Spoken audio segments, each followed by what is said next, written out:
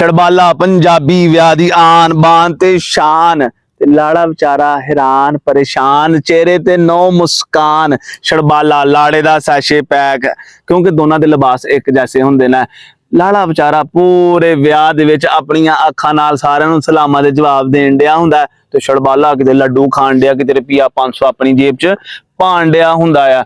उन्ना लाड़ा अपने विआह ते जनाब एक्साइटेड पुरजोश ते खुश नहीं हुंदा जिन्ना छड़बाला हुंदा। निकी जी पगड़ी ते शेरवानी पा के ऐसियां प्यारियां पालां पांदा कि जनाब सारे ओहदे अल वेखदे ने। हैं उन्नियां फोटोआं जनाब लाड़े दी नहीं हुंदियां जिन्नियां छड़बाले दी हुंदियां। अज दी वीडियो च असीं गल करांगे जनाब छड़बाले दी, लेकिन विआह दी पूरी तकरीब नूं ज़हन च रखदे होए आओ सब तो पहले लाड़े दे घर चलीए। हुण जनाब लाड़ा तैयार हो गया, लाड़ा तैयार हो के सोहना लगन डिया। शीशे दे अगे खलोता, शीशे अगे खलो के अपने दिल नूं तसल्ली देण डिया कि अज दा दिन सुख नाल ही गुजर जाएगा। ते उधरों आंदा छड़बाला आए बेसबरा ते शरारती आगे की कहंदा है, वीर जी घोड़ी चढ़न वास्ते तैयार हो या हले भी परेशान हो।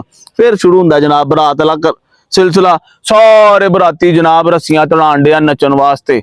फिर जनाब जिले निकलदी है घरों बरात, लाड़ा साहब चलन डे ने नाल नाल चलन डे ने छड़बाला साहब ते छड़बाला साहब जनाब रोला पाण डे ने, रस्ता छड्डो लाड़ा आ रहा है। ते लाड़ा बेचारा परेशानी नाल मारा जा रहा है। हुण जनाब पहुंच जांदे ने कुड़ी दे घर ते कुड़ी दी मां लाड़े दा इस्तकबाल करदी ते कहंदी पुत्तर बड़ा सोहना लगन डिया। ते छड़बाला विच ही बोल पैंदा कहंदा मैं पुत्तर सोहना लगन डिया। कुड़ी दी मां कहंदी हां जी पुत्तर अज दा लाड़ा तू ही आ। पंजाबी विआह च छड़बाला हुंदा असली लाड़ा ते सब दी अख दा तारा। हैं कई बारी छड़बाला बेचारा एडा निक्का जिहा हुंदा कि लाड़े दी जनाब झोली च सो जांदा।